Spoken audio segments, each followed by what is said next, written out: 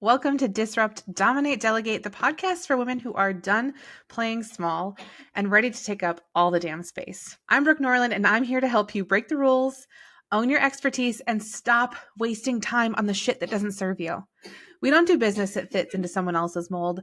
We burn blueprints and build our empire on our terms.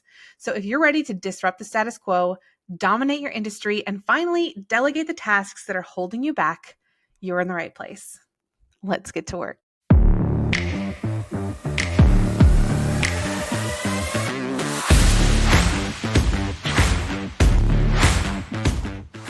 This week, I have a special guest on the podcast. This is my friend Janell Connolly, and I have known her for quite a few years, and I am really excited about some of the things she has going on in her business right now, and I know that all of you are going to love it too. So I thought I'd bring her on, and we'd have a conversation about what she does and what she has going on and how she is helpful to women in business. But first, Janell, I'd love to hear a little about your story and what you do and why you do it, all the things. Awesome. Yeah, so as you said, my name's Janell. I come from a background in, my gosh, all kinds of things, but mostly coaching businesses, small businesses, medium-sized enterprises, nonprofits, municipal governments. I've been doing this for quite a few years, and mostly stems from my interest in kind of helping companies grow. Peeking in to see, what are they doing operations wise, marketing wise, all those good things, and see what we can tweak to help growth happen. And over the years, that's kind of evolved, obviously, as businesses have gone online, and I've been able to adapt my skills to kind of encompass things like technology and social media and all the things we need as businesses to thrive today. So that's kind of where I've evolved over the years. Around 2020, I brought coaching online, like quite literally. Joined forces with some people who were doing coaching in the online space, and was able to start coaching in different communities across Facebook and Instagram. And that's what kind of got me super interested in coaching, and more specifically coaching through the lens of ADHD and neurodiversity, which is kind of where I've landed over the last 18 months or so, is creating spaces that are safe, particularly for women, and particularly for those who identify with ADHD neurodivergent traits. I'm neurodivergent myself. So I've found that it's been really important to start to model success for those of us who find ourselves in this space, and not just see people who are creating systems and ways to grow and thrive and build businesses, but also women in particular who are finding success alongside of their neurodivergence, and just start modeling that more predominantly. We see this a lot in men. Men tend to model this a whole lot better for each other than we do as women. When we look at neurodivergence in men, we tend to see it at a strong point.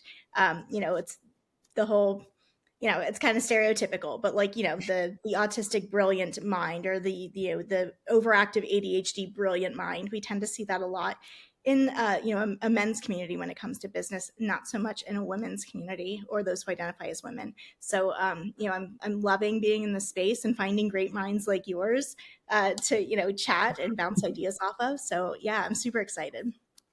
I love that. I love that you talked about women modeling for each other different things, because growing up in the 90s, early 2000s for me, there was I didn't know that women or girls could have ADHD, honestly. And so to see people model that now and talk about it now and understand more about my past and why I am the way I am, oh, that is key. Like, Yeah. that's one of those things where power comes from, right? You can use this as a strength versus using this as a crutch, because you don't know why, you are the way you are. You don't know why the world wasn't designed for you to work the way that you work. But now that you know why, or you can see other people modeling it and doing well and succeeding in it, it just gives you so much power to go forward and do it yourself. So I love that. I love that you said that. Yeah, I think it's you touched on a great point about looking back, like through your your early days, that early adolescence, teenage years, early adulthood years. I think for me, it can be such a mixed bag of emotions, right? Because I remember like testing for the gifted program and being considered gifted, and going through school with such high academic expectations, yet struggling so much to bring those to fruition, because every other thing that sat under the surface was so hard. And I really remember like such a vivid memory of like, I had a job. I nearly worked full time when I was in high school. So I went to school, I left school, went immediately into work, worked until 11 p.m., went home, did homework, and went to bed. So, yeah, I mean, and that's a lot, right? But I also remember being like, all my friends had jobs. It was the 90s. It's what we did, and I remember being like, why do I dread this so much?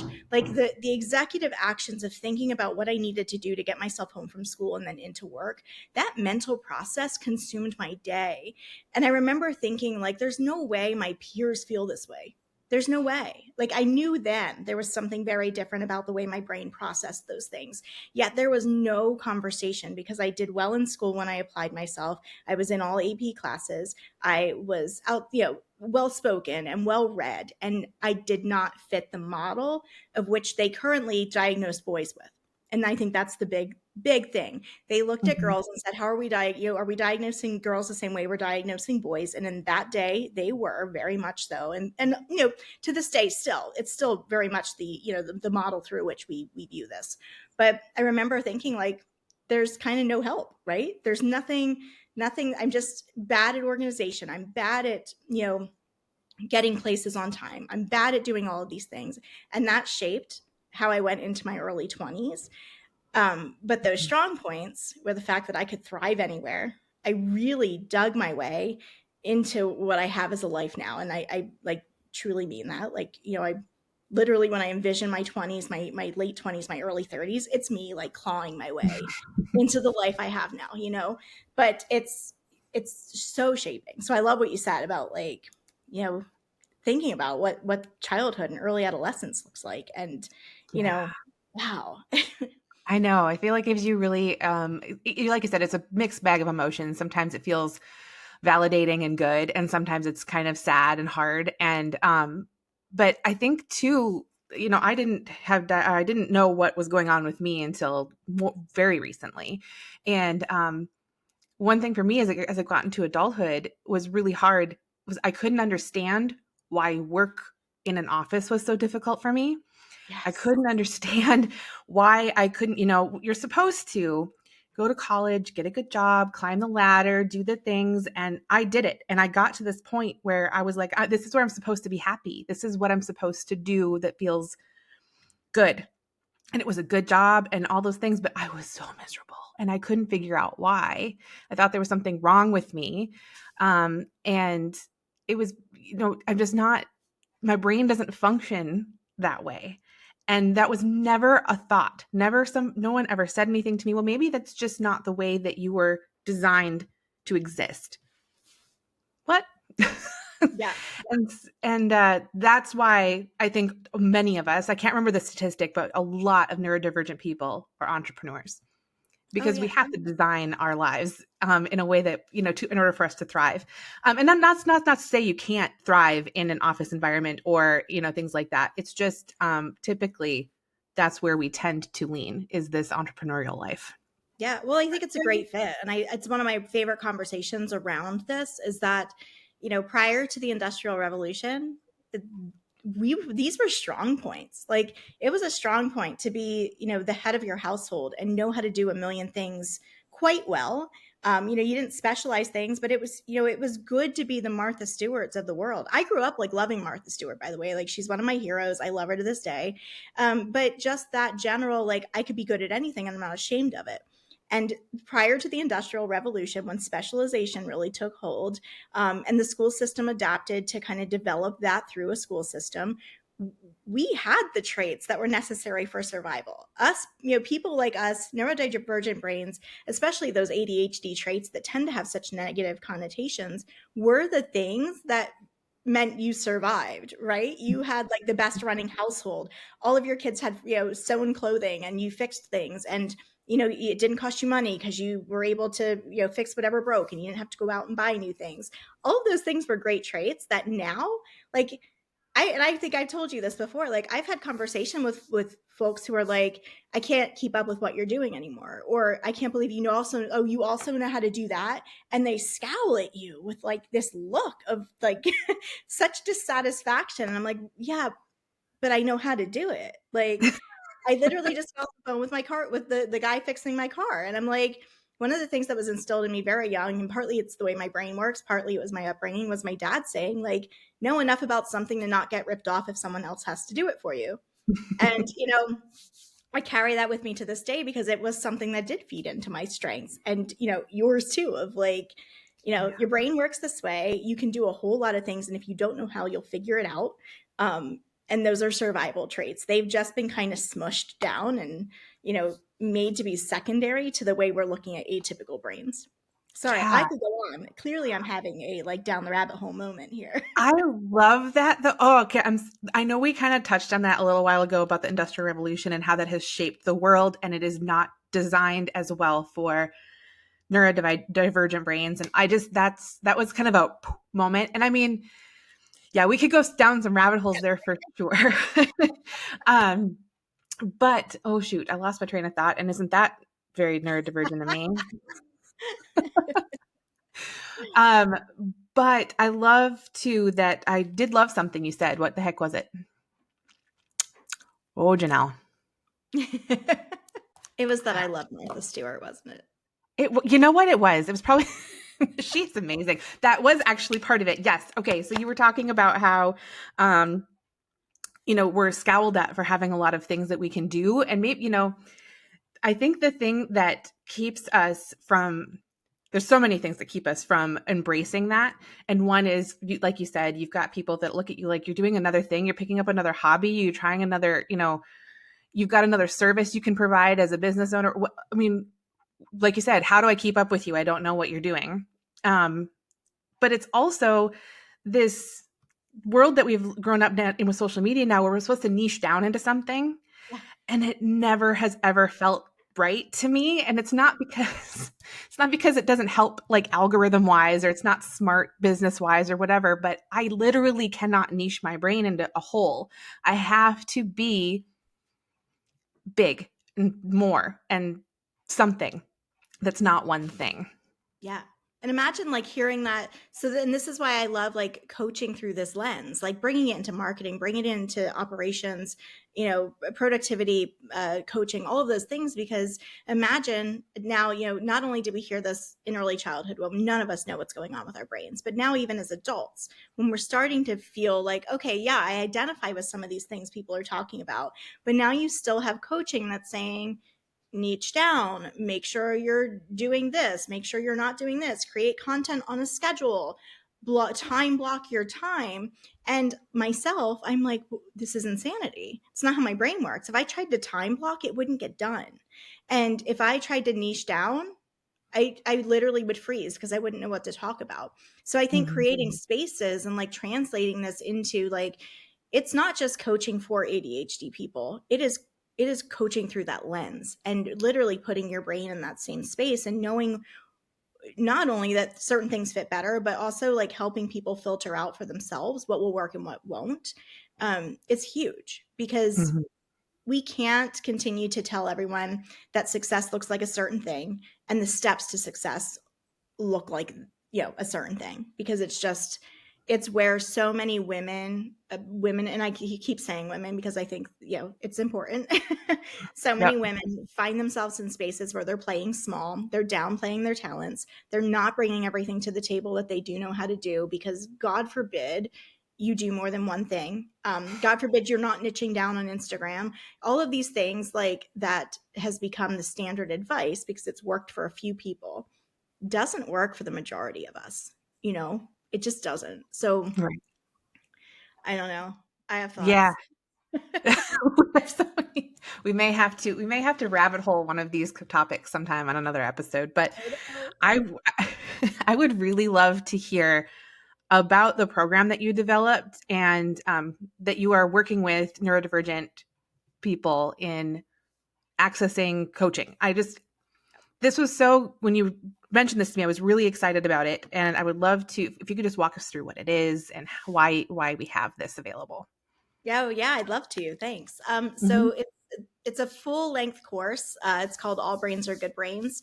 It was developed specifically to kind of stand alongside of other coaching that we're accessing in other places. I really want to help amplify other people in this space that are doing a really good job of coaching on things like marketing and operations and all those great things we need for thriving businesses. But I wanted to give neurodivergent entrepreneurs an opportunity, and even folks in like the corporate world climbing the corporate ladder, give them the tools that they need to start to self-audit, find what works for them and what doesn't, give them the language to advocate for themselves within other coaching programs, so that when someone says to you, do it scared, your words are like, oh no, I can't, but I will do it prepared. Like, I'm never going to do anything scared. My brain won't let me, but I will absolutely do it prepared. So we start to create that, that inner voice for ourselves that helps us advocate for ourselves and get the most out of every coaching we will ever do. And it's set up to kind of work in stages where initially we kind of identify our weaknesses, because that's what we're great at. Um, our default as human beings is to figure out, what our weaknesses are. We're just great at it, especially neurodivergent people. We tend to be very self-aware. There's always a joke running between my husband and I where I'm like, you literally can't tell me anything I'm doing wrong because I already know. Like, the point at which you bring it to my attention, I've already internalized this for months. So, there's kind of this, and I feel like we're all in that space as, Yeah, for just sure. super aware, right? So we start off with weaknesses, we roll through strengths, then we start to take inventory of where we can match those strengths with certain avenues of growth that we need. Just like you would pick the perfect team member for the perfect project, we work through like, okay, how do we align a goal with something you're also really good at doing? So if you find that you're great at, and it's not stereotypical, there are people that are neurodivergent who are very good at microtasking. They're very good at creating very detailed schedules. So if that happens to be you, then you align your goals to work with that strength. So we're not working against ourselves. We tend in conventional coaching to say, what are your weaknesses? Let's correct them, or let's force you to take that weakness and put it into a round hole. And then we'll align our goals on this horribly misaligned set of talents, and then wonder why everyone fails, right? So Solid point. right. So Oh, in this program, we tend to go the opposite direction. We find the strengths first. We align the goals to meet up with those things. We kind of put the weaknesses on a back burner on purpose, because we want to pour into the strengths. We want to amplify the things that are really great about the way that our brains work, and then acknowledge the weaknesses later when we're at a stronger point, and have more systems in place to deal with them. Let's see. And then we roll through setting up the perfect productivity planning systems. These are all tailored. I go through 35 different productivity planning methods and tools. wow. Yeah. So that there is something that works for everyone. And what we find is that it's a combination of everything that works. Everyone finds a little piece of a system that's going to work the best for them. And then we set up working through creating support systems, finding professionals that can help you, knowing when to offload things to professionals. That tends to be a weakness I do love to deal with, because it's easy to deal with. So, we tend to take on everything. I know I've talked to you about how, like, I still do my taxes 26 years later, very complex taxes. I still do them myself. One of the things that we all hold on to very tightly are some of these things we should offload to professionals. So we go through that. Where do those spaces look like? When is it appropriate to start looking at, like, do you need therapy or counseling to help deal with some things? So we go through all of that, and we kind of wrap up creating a plan that's going to help us get the most out of everything we do coaching wise. Another thing we do as neurodivergence and ADHD folks is we collect coaching. We collect coaching memberships, we collect coaching programs, we join all kinds of things, because it's going to be that one thing that finally makes a difference for us. And then, we fall into the same habits of how our brains work, and not getting results out of things that are built for typical neurons. So, it's proving to be a very good course, if I have to say it myself. I'm actually enjoying going through it all. The feedback's been really good, which is so fulfilling, because it's, kind of the culmination of so many years of work and so many years of experience. So to have people going through the first run of the course and, saying that it's been literally life-changing, or, gosh, the best compliment I got last week on one of my calls was someone said, I will change the way I parent because of something you just said to me. And I'm going to cry. Why did I do this to myself? But that was just such a huge thing for me because personally, it's something I've worked on, for my entire life, was knowing the kind of parent I wanted to be and knowing what kind of skills I had to kind of grow in order to be that parent. Because a lot of it's contrary to the way that I was raised. But, having someone say that like, because of this coaching, not only is their business changing and their own way they process things is changing, but a conversation we had will change the way they parent, was kind of like, yeah, this is what it's all about, Because this is generational change then. You're not just affecting these people's lives, but you're having babies. I mean, you know what I mean? Like in a way, you're putting more out into the world, and it's. I do think that, I don't know, maybe it's just the generation thing, or maybe it's a neurodivergent thing, but there is a lot of, in this time period, our generation is doing a lot of trauma healing and learning how to do those things. So this is really helpful for that too. Oh my gosh, that's so awesome. I love Yeah. that. So that That was is a high point for me. for sure. That is super cool. I love that. So what if I'm going to put everything in the show notes for people to contact Janell or figure out how you can get into this course. And I know that you're launching it again here soon. So it's not something you can hop into today, but it's definitely something where you should be learning more about Janell and getting in touch with her now, because it's going to be a really incredible thing. But something else that I love about this program that you're doing is that it's like the ultimate program to help you absorb everything else in your life. Every program you've collected, every coach you'll ever hire to help you, every doctor's appointment, honestly, that you probably go into, it gives you the language and the things that you need beyond just being an entrepreneur, but in life. And I think it's like the course you should take before you do anything else in your life, right? We would love to be that course. I would love to I would love to be the benchmark. Like, take this first before you go and do anything else. But yeah, it's so true. And I think that's also been my experience over the years, is watching people come into coaching programs that I know are very good. I've been a part of some really great coaching programs, and I've watched folks that I'm recognizing things. I'm like, oh, I can tell by the way you're explaining your experience. Like, there may be some similarities to the way my brain works, which tells me some things. And I'm watching them struggle in the coaching, and no, it's not their fault, and it's also not the coaching fault. Like, there is just misalignment. It's the way we're all bred and taught as coaches ourselves. There's a standard book of language and a standard book of how we approach different problems and different solutions that gets it's just the way we all coach. So finding that lens and finding a way that makes all of this more accessible means more people have more access to really great coaches that aren't in the space to kind of approach this from an ADHD informed lens or a neurodivergent lens. You're always, when you enter into like even a group coaching setting or whatever, there's always these people who are there. No matter what you do, there's a lot of people struggling, and it could be for various reasons, but you're right. There's so many more people that you could carry along with you and get more success out of. And isn't that the goal? Yeah. But a lot of times those people get left behind because maybe the coach doesn't know, like you said, how to handle that situation, or they write them off, like we are in society quite often, as just not capable. And this just isn't the place for them. Yeah. And so I love that you take that element away from more people and you open the doors for more people. And that's very, very cool. I love that. Thanks. Yes. Okay, Janell, it's been a really awesome talking to you today. And I have no doubt, like I said, that we have a lot more things we could talk about and say and share. And maybe we'll do that again. We will do that again on the podcast sometime if you're willing. And, but for now, everyone get into the show notes, connect with Janell. I'll have everything down there for you. And I look forward to the launch of your next program and to see you change the lives for people as they enter whatever next thing in their life that they're heading towards and they need those tools for. So thanks for being here today and for creating such an amazing program. Thanks so much for having me. It's been a blast.